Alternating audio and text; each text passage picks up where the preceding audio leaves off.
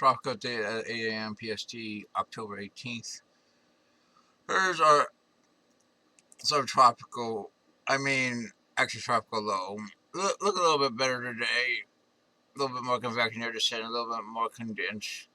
But I don't expect it to form. The ANC says 10%, but it should be moved northeastward in the cold water, and that will be that. But hey, look at this. This is our main interest in town.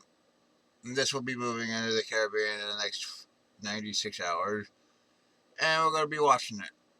But where it forms, I mean, where? Some data shows south of Puerto Rico or DR. Some data forms, something else forms near Jamaica or Honduras. We'll have to see. Right now, the ANC says 30% chance of formation. I agree because we don't. The models are all over the place, and where what exactly forms. Um, here's the ECM enablers, which really doesn't form anything out of this system, but forms something out of a system in the Western Caribbean. Here's GFSS, which actually forms both. I mean, interesting. As we talked about earlier, I mean, the GFS continues forming both. Um, Look at that. I mean, 2,000 millibar lows, 120 hours, 144 hours. It shows a hurricane 987 and 999. Actually, today it actually shows them both from shit. The GFS. But the GFS has been hyper forming everything. The CMC kind of splits the difference and forms just one low.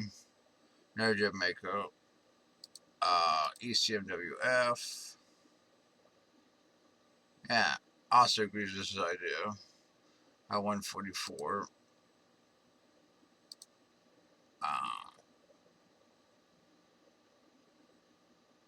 168.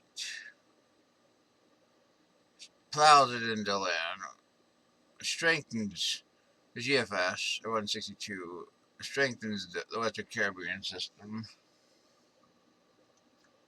Wow.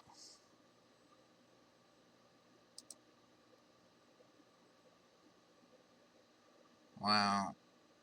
Two tropical cyclones in the Caribbean at 180. CMC just shows one off Central America. ECMWF shows just one very weak system at 144. Icon, yeah, it's just starting. That's 12Z. This is 6Z. Let's go to 120. And just one system. We're still kind of watching 91, but the ANC now says 0. But we'll move westward, and I don't expect it to really form, but there's a bit of a circulation. Well, that's your tropical update.